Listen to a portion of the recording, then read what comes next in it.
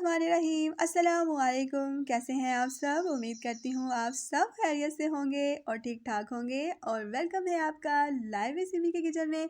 तो आज सिमी के किचन में बन रहे हैं बहुत ही आसान और मज़ेदार मटन के पाए। तो जैसा कि अभी ईद गुजरी है तो सबको जी गुज़श्ता ईद मुबारक। उम्मीद करती हूँ आप सबकी ईद बहुत अच्छे से गुजरी होगी।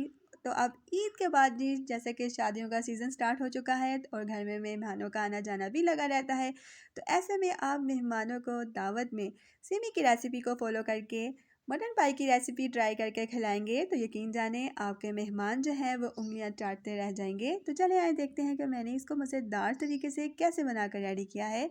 तो उसके लिए जी मैंने 1 kg मटन के पाए लिए, उनको अच्छे से धोया और प्रेशर कुकर में डाल दिया। साथ ही उसमें जो स्पाइसेस ऐड किए उसमें 1 tablespoon red chilli powder, half teaspoon नमक, हाफ़ टी स्पून धनिया पाउडर, हाफ़ टी स्पून हल्दी, 2 मैंने बड़ी इलायची ली, 2 दालचीनी के स्टिक लिए वो ऐड कर दिए, 2 मीडियम साइज़ के प्याज उनको मैंने बड़ा बड़ा काटा, 1 tablespoon ginger garlic paste add की है। और अब मैं 1 से 1.5 गिलास पानी इसमें ऐड कर दूँगी और कुकर को बंद कर दूँगी 15 मिनट के लिए।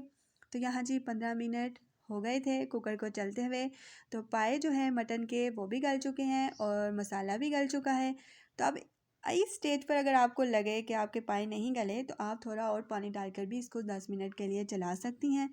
ठीक है। तो यहाँ मेरे तो मटन के पाए भी गल चुके थे और मसाला भी फिर मैंने इसके अंदर हाफ कप ऑयल डालकर इसको बहुत अच्छे से 5 से 10 मिनट के लिए भून लिया।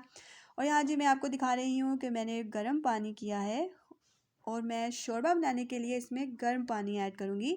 तो आप भी इसमें गर्म पानी ऐड करिएगा क्योंकि गर्म पानी डालने से पाए का जो टेस्ट है वो बहुत मज़ीद अच्छा हो जाता है। ठीक है। तो पानी डालकर मैंने इसको 20 मिनट्स के लिए लो फ्लेम पर छोड़ दिया था। तो यहाँ जी मज़ेदार से हमारे मटन के पाए बनकर रेडी हैं।